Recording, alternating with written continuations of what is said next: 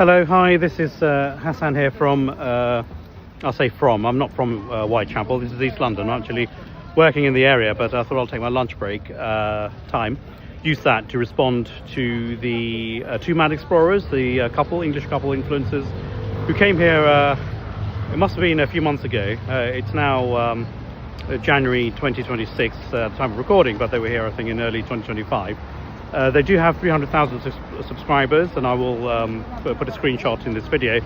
And the video they made about Whitechapel, East London, they had 1 million views. And I did take a great exception to what they said, because they, I mean, this is a Bengali area, you could say, Whitechapel and Brick Lane, which I will go down to later on. You can see the Royal London Hospital, the blue building at the back. A lot of history here.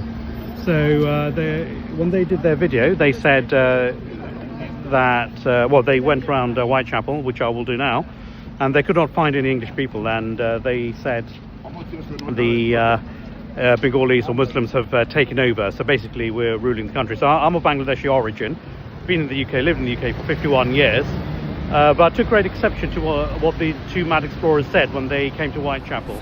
So people of English ethnicity, and I'm saying this really quietly because I'm scared that somebody's gonna try to hit me, basically, which I've never been scared like this while filming videos. Usually I'm quite open and I speak quite loudly, and I don't self-censor, but I censor. But in this area here, my God, try and find an English person. Just one. Oh, there's a lady here that might be of English descent. Holy. This is what you get when it's taken a little bit too far, I suppose. They also have typical English food as well. You've got shawarma, you've got halloumi, beetroot and feta, beef shawarma, chicken shawarma. It's all halal as well, so right in line with the history of England, I want to say. They've got falafel too, very typical English food.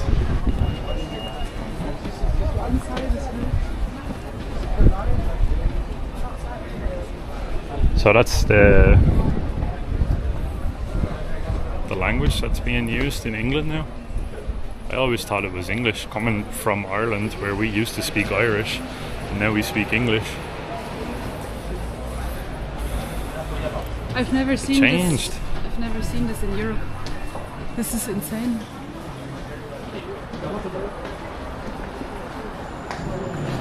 Usually in other European countries the sign would be English, French, you know, maybe Italian or German. This is insane. I don't even know what it is, to be honest. It seems to be like maybe Hindi or Tamil or... Anyways. London for the strike, for the protest, not for the strike.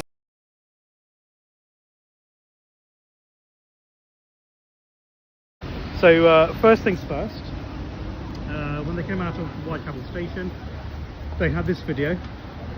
They're pointing there. In Bengali it says Whitechapel station. What they forgot to do was to turn the camera to the left, and you can see that it says that in English, but they're just focused on Bengali, thinking that Bengalis have taken over the whole town. Anyway, so as we walk through Whitechapel High Street, see a tapestry of different stalls, clothing stalls, food stalls. Sometimes when I do come here, I shop at Grameen Bazaar, so you can get Bangladeshi produce here. But my outreach to the two mad explorers is this: that I invite you to come.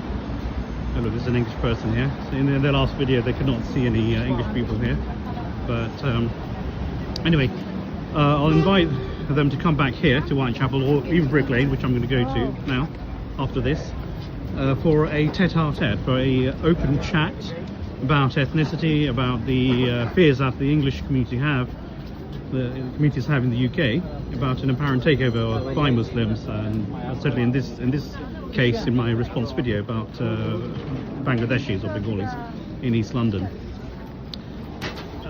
Now, I will not accuse the two man explorers of being racist, because every ethnicity will want to defend their ethnic group, especially if they think the community is being taken over.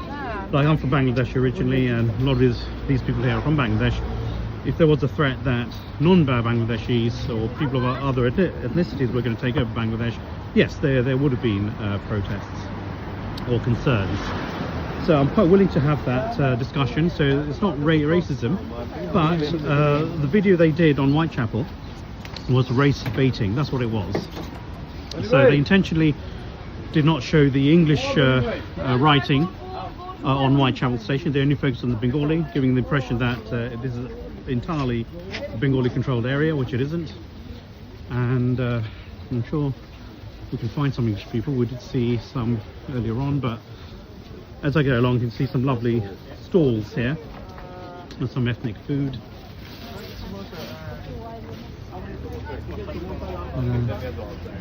They're not Bengalis, they're Indians.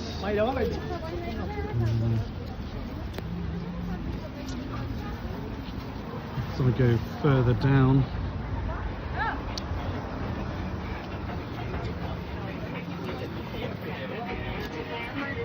I'm sure there'll be English people here. And there's a non-Bengali ethnicity. Some North African ancestry. Oh, look, an English person. Maybe I could stop one or two of them and see if they think that the community is being taken over by Bengalis, and whether this is particularly a Bengali controlled town. There you go, another English person checking out some bananas, which is great. So I guess, and of course the great exception that the two mad explorers had was that the Muslim women folk wear the hijab or the niqab. Niqab is the face veil, and the hijab is the scarf that covers the head, not the face. So I think there were quite a few women, very conservative women, conservatively dressed with the face veils. They took great exception to that, and maybe any criticism that's leveled, we should not push back in a reactive way. We should take the feedback on board and see what can be changed. So there are things I think where we can change. Now, Beck's Coffee. This, in the 1990s, when I came in the 1990s, well, over 30 years ago, this used to be the public toilets. So now it's converted to a coffee shop. I see a Chinese and another European there, so not entirely Bengali. Nawal Sweets was quite nice. Now that's a trip down memory lane. One of my dad's friends, the late uncle, he used to own an accounting firm over there in the 70s, 80s and 90s. So I did a stint in the early 90s over there in accountancy. Ambala is originated from Pakistan. It's a good sweet shop there. And you can see it's a site I love to behold.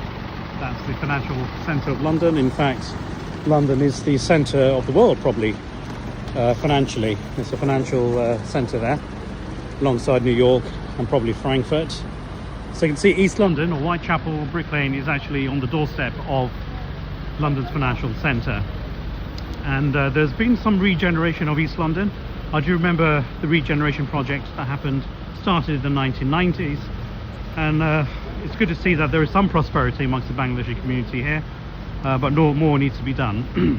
Now we're coming up to the East London Mosque, so you can see the red brick building there.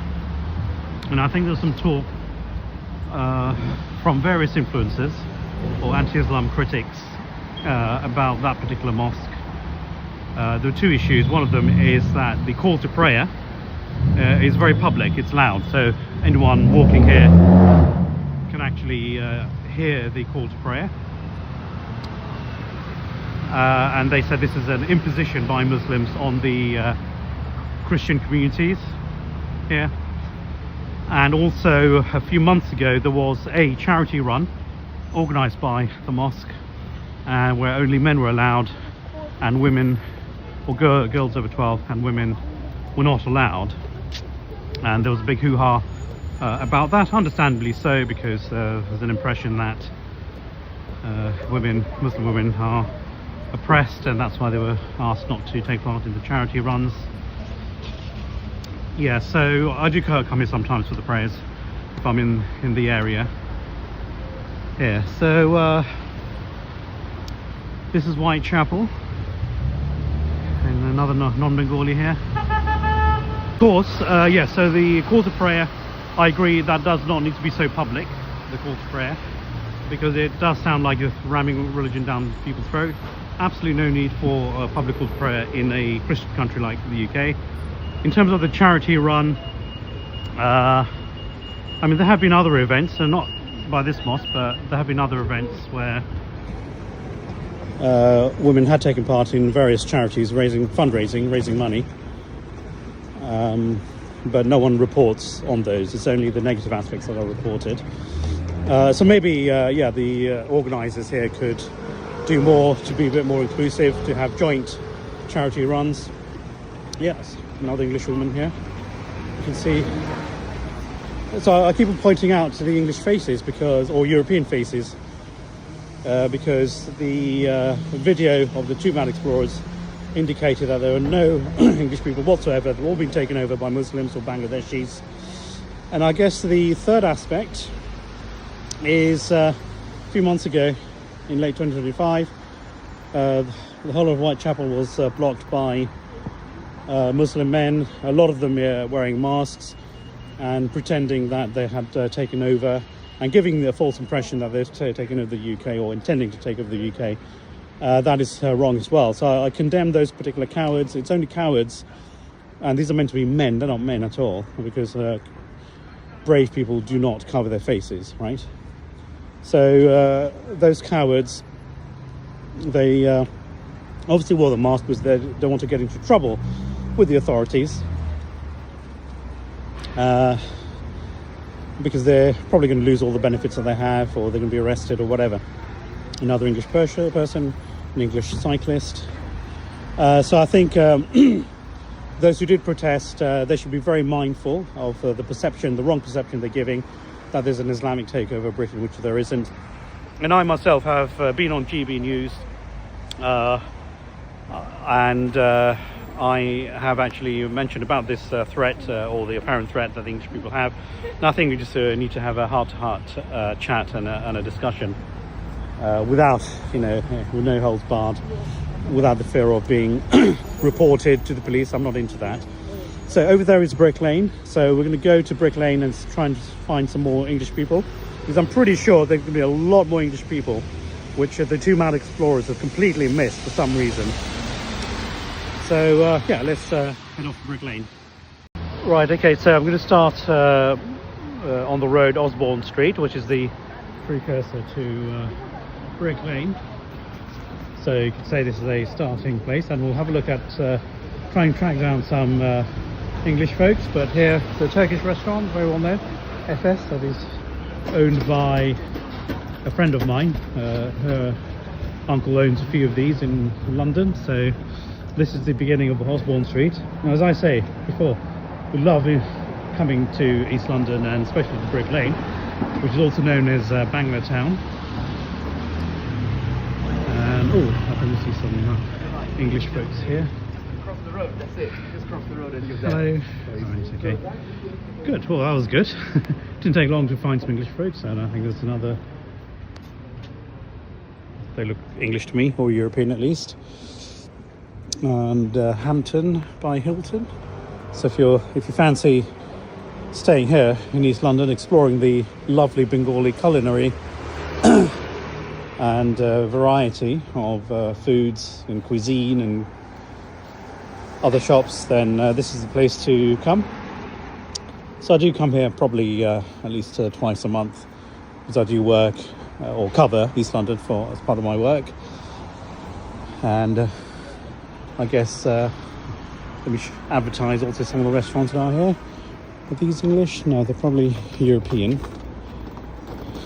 He looks Arabic. Another, I don't know, she looks European. So if you want to find some English people, it's not too difficult, isn't it? And I think when the two mad explorers gave the indication that it's all, I mean, all of this area is covered by or dominated by Bengalis or controlled by Bengalis. Yes, it's a majority Bengali area.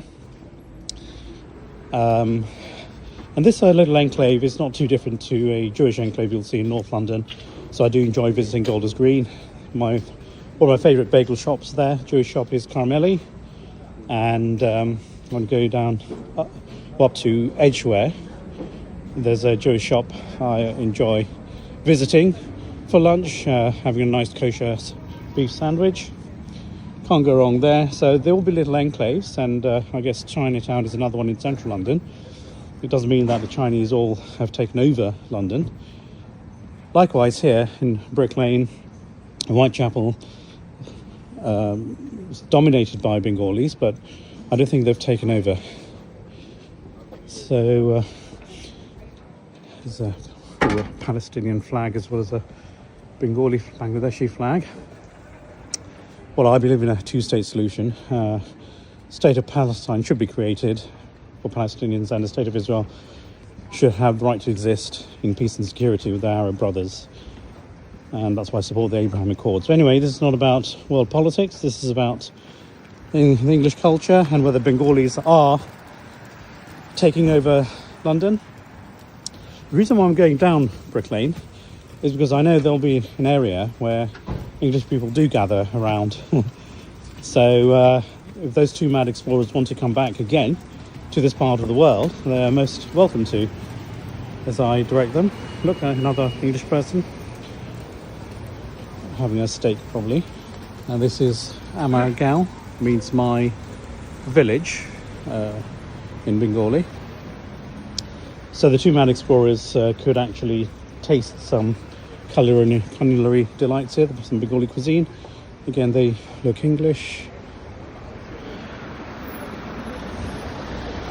Sorry, I'm just crossing the road here. I'm going to pass a mosque.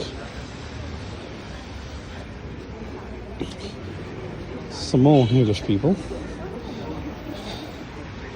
So what's going on here? No, I can assure you, I have not planted them. You know, this is just a random video recording I'm making, in the hope that at least a few English people would be here.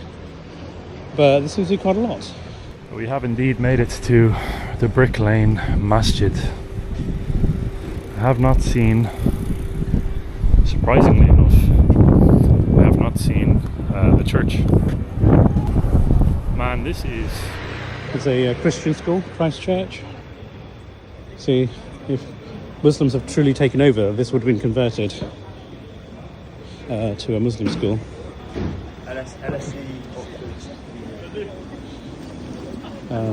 You didn't hear that, but you probably heard LSE Oxford. 3 English people just passed by, and we'll talk about the universities.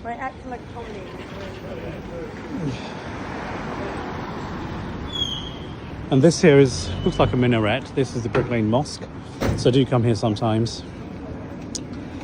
That's a Bengali writing here, and English as well, Raj Mahal Sweets.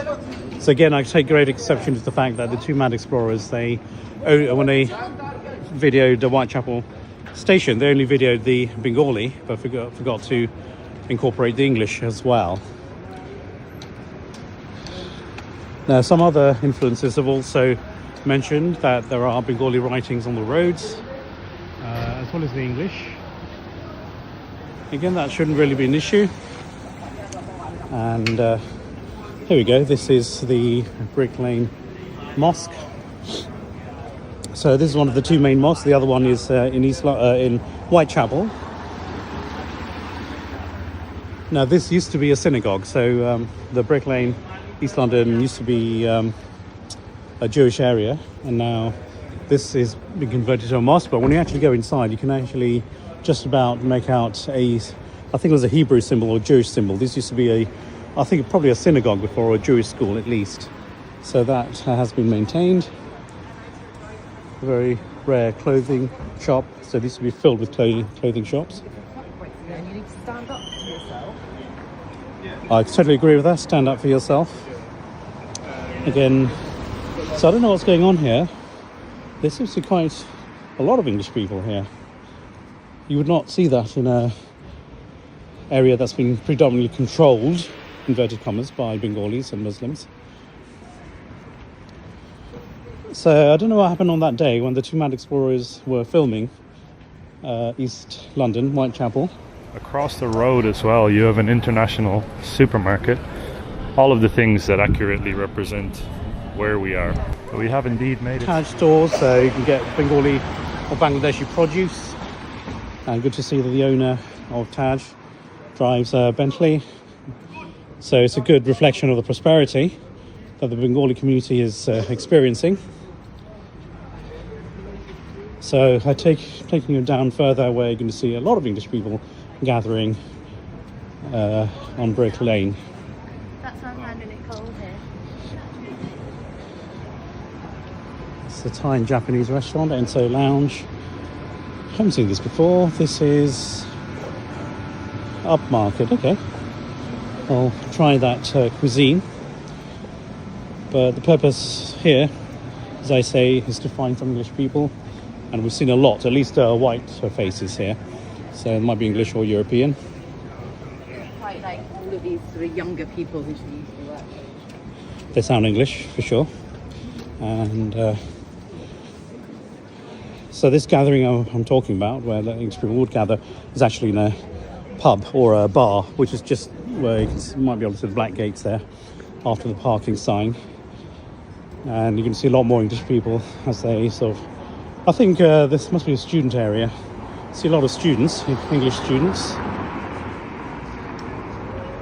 They enjoy going to the bars and pubs, don't they? So the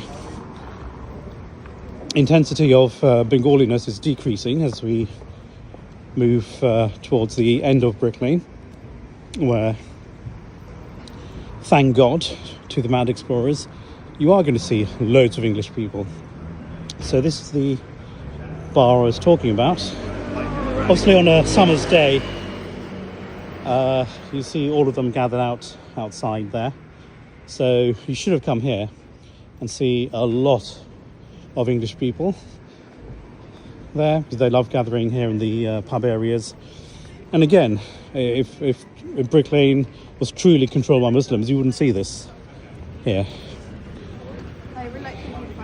And as you go further down, you'll see less Bengalis and more English. And there is a bagel shop there as well, which unfortunately does not do kosher meat, which was very disappointing.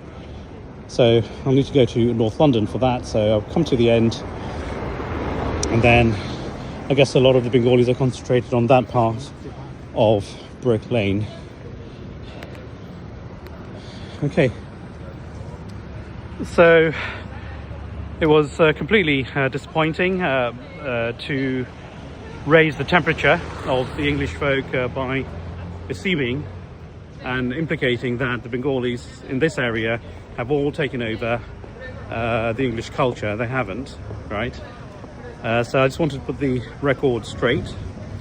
And also Bethnal Green and Bow, which is the name of a constituency here in political terms, is represented by Roshanra Ali, a Bengali Labour MP. In 2010, I actually did take part in the selection process for the Conservative Party to be a Conservative candidate for the Bethnal Green and Bow. Unfortunately, I was not selected. Sorry. There you go, some more English people.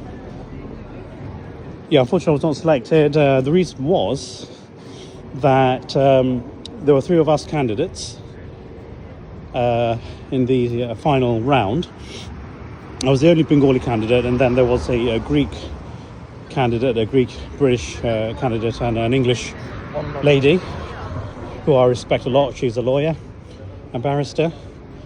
And so we went through the hustings, and I actually performed the best out of us three, and this was from independent observers. What happened was the audience was largely Bengali, because the residents in this constituency could actually select their Conservative candidate. It was an open primary. It's an experiment they were conducting for the 2010 election. And if I see more white faces, I'll just turn my camera there as I talk about the political experience. Yeah, so I'd say there were about 100 people in the audience, so they could all select their Tory candidate. But what happened was, almost all those Bengalis voted for that Greek guy. And when it was my turn to take part in the hustings with the editor of the local newspaper, there was a lot of constant interruptions and coughing from the audience. So they were clearly planted to disrupt the sessions of myself and the barrister lawyer when we took part in the hustings. It was one by one, actually, interviewed by the editor, not together. But the Greek guy, he was half drunk. He spoke a bit of Bengali, and somehow this must have been pre-planned. The Bengali audience voted for the half-drunk Greek guy, who was then deselected because something was very, very wrong there. People could see. After that experience, I thought, oh, hang on a minute. You cannot have Bengali politics here in the UK, or even Indian politics, Pakistani politics, corrupt politics in the UK. So I vowed that I would never stand in a Bengali area or a Pakistani area where a lot of the back home Indian politics is being played out. Anyway, so that's my 2 pennies worth of politics here in East London. But having said that, as I've waffled on my particular story, you've seen a lot of English people. So Mad Explorers, I invite you to come here, and I will take you to one of those restaurants on me, okay? And we can chat about ethnicity, about Englishness. I'm not dismissing the concerns that a lot of English people have about so-called Muslim takeover of the UK, but willing to have an open chat, because that's how I am. I just stopped over to have a snack, a chat or chat patty, which is a Bengali dish, a Bengali snack. This is a lovely restaurant, and you can see that's in English, by the way, not in Bengali. So I just want to address another point that I missed out, which is at the beginning of the Mad Explorer video, Luke said that Tower Hamlets is a very, very dangerous part of London, one of the most dangerous parts. Thank you, sister. Thank you. Yeah, there you go. But this is a proper Bengali dish. Chaat. So I was surprised with that statement of being dangerous. I mean, you might have some gangs, but in terms of other gangs, drug gangs, whatever, no, it's a relatively safe place. And have the Karak coffee? Yeah, thank you. And Karak coffee, yeah, it's an Indian coffee, Bengali coffee. Obviously, you're going to be mad about this, but anyway. You'll see lots of families here, as well as people from other communities, English communities and other communities, tourists coming in. It's a very, very safe place. And Bengalis are some of the most hospitable people on earth. So to portray Bengali Muslims as being very violent and making this a dangerous place is an absolute nonsense. And also, I pointed out the fact that when they focused on Whitechapel Station in Bengali, they did not, probably on purpose, rotate about 10 degrees to the left, where the sign would have been in English. And as they were passing the various wonderful shops, tapestry of different shops, most of them were in English anyway. So English is displayed quite prominently. This borough has not been taken over by the Bengali language, not at all. And also what the Mad Explorers also forget is that when you go to other countries, like I was in Bangladesh only a few weeks ago, and you'd see loads of signs are in English as well as Bengali. I have not heard one single Bengali in Bangladesh, or even a Pakistani in Pakistan, or an Indian in India, complain about the English, the profusion of and a wide distribution of English language signs. I have not heard one single complaint.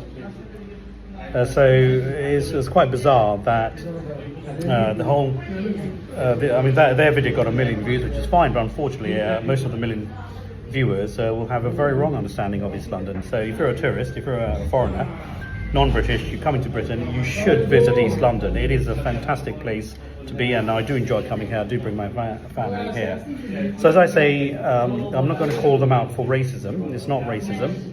Every ethnicity has a right to defend their culture, but it's definitely race baiting. That's for sure. It's rage baiting as well as race baiting. It's trying to make people angry. Those who are on the right of the political spectrum and maybe the far right, to give an impression that we're all taking over the UK, which we're not. So I've been on GB News. I've had interviews there. I'm a regular caller to LBC. I've given political speeches. As I've indicated, I'm a part of the Conservative Party. I did stand for Parliament in 2005, and in 2010 I almost stood here in Bethnal Green and Bow for the Conservatives, and I hope to stand again very, very soon.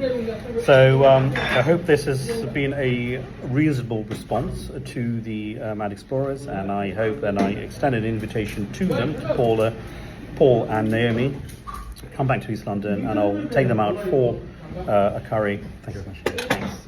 Okay. Thank you. Yes. Yeah, no, thank you very much indeed. Thank you. Karak coffee with this chat, or in Bengali they say chat party. I probably messed up the pronunciation. Chat party with CHOTPOTI. Chat party. It's my favourite, my wife's favourite. Right, so yeah, extend that invitation, and we can have a tete-a-tete, a positive engagement, see what the exact concerns are of the English community or the white community, and I'll give you my perspective as a British Bangladeshi Muslim who's been fully integrated. You know, I've taken part in politics in the UK. I'm fairly right-wing in my views. So you're not going to get a typical wokish leftist pushback. You're going to have a decent conversation, and by the end, I think we're going to have a inspired discussion, and your viewers will be certainly inspired on a way forward. I've done it before with other communities. I've had 3 dialogues with 2 rabbis on the Israel-Palestine problem, and I think people have taken away something positive from it, which you would not see in mainstream media. And I think we can have this positive exchange as well. So please do get in touch with me. Leave a comment in the comments box on how I can get in touch with Mad Explorers. I can't give you my email address because the algorithm will delete. Thank you very much indeed. Thank you. The algorithm will delete my comments. So if you can find a way to get in touch with me, that would be really, really good. All right. I mean, come on. I have to keep on coming back to this. Really, look at that. English, Bengali. I mean, that was an obvious, deliberate oversight, wasn't it? By Paul and Naomi. I don't know what the intention was. But anyways, I said, I don't want to repeat myself, the invitation is there for a dialogue. And if you really want to see some more English people, I do have friends. I do have English friends that live in Chelsea, in Fulham, Kensington. I can introduce you to them as well. And if you want the full, proper English culture, I can take you there as well. They'll be happy to accommodate you. But London is still majority English, right? I think. But anyway, let's chat and let's see how we can defend. How you can defend the English communities from an apparent invasion, and there is no invasion. There is no invasion. Also, a big elephant in the room. In fact, a big mammoth in the room is replacement level children numbers. Over the last 30 to 40 years, the population of the English or the European communities, white communities, have been declining, which is why there's been immigration here to support the tax base, to support the English population. The aging English population. So the big question is, which no one has been asking, is why are not English communities producing enough babies? They did so when Britain was a Christian country decades ago. But it seems that the immigrants now have adopted those, or continued with those traditional Christian family values that the English people have seem to have forgotten, right? So ask yourself, why, to get replacement level population, the English communities need at least 2 children. Now, I don't know if the mad explorers have any children. If they don't, and there are influences, white nationalists, far right, supremacists, whatever you would call them, who do not have children, right? They are the problem. They are the main problem here. And the solution is to have more babies. So why aren't the communities having at least 2 children? Now, I know some of the nationalists do have more than 2 children. So Katie Hopkins, our dear friend, she has 3 children. Nick Griffin of the British Nationalist Party, he has 4, which is great. But some of the more vocal influencers, like Nick Fuentes, they don't have any children. He doesn't have any children. He's not married. Douglas Murray, obviously he's not married. He doesn't have any children. Who else? Lauren Southern. She did say at one stage a few years ago she will not marry, and again that's the problem. But eventually I think she changed her mind. She did eventually marry, but she only has 1 son. That is not replacement level. But some of these other influences, they don't have children, or don't have the correct number of replacement level children. Brendan Tarrant, who a guy from Australia, New Zealand, who killed 50 Muslims at a mosque in New Zealand a few years ago. He had no children either, and he was complaining about an Islamic invasion in his Great Replacement Manifesto, which I read in detail. I downloaded it before it was banned on the internet, and I did a 3-hour video response to it. So a lot of these English nationalists, if you do not have at least 2 children, then you do not have a right to criticize immigration. Yes, to defend English values, to defend the traditional Christian English culture of Britain. As a Muslim, I've defended Christian values. I've called out the Christians for not practicing, for abandoning their religion. I want to see. Hands in the audience, sir. Yes, sir. What would you like to say, Mike? Thanks. I think Alan sort of has proven the point that you don't really need a new 10 Commandments, because you can adapt the existing. Now, in the 400th anniversary of the King James Bible, David Cameron actually recognised the value of Judeo-Christianity in modern Britain, and there should be more focus on that going forward. Now, from a Muslim point of view, it's quite refreshing. I actually agree with that. Refreshing to see a politician actually use religion in a positive context. Now, whilst we may not need a new 10 Commandments, I agree with the words of Rabbi Jonathan Sacks, whose words are actually quoted in the book Triple Jeopardy by Bishop Michael Nazir Ali, who says that Jews and Christians should work together to reclaim the soul of Europe through biblical teachings. Now, I'd go further and say, hang on guys, work with the Muslim community and the Sikhs and Buddhists, because there are a lot of social problems that we can address. I want to see a more Christian, more religious Britain, which used to be. So, the onus is on you. If you're not having enough children, you're the problem here. So ask yourself, why don't you have at least 2 children? If you're saying, well, the benefits services don't support having lots of children, well, the immigrant community, they're getting by with having more than 2 children, aren't they? So why aren't you? All right, take care, salams, peace and shalom. Bye.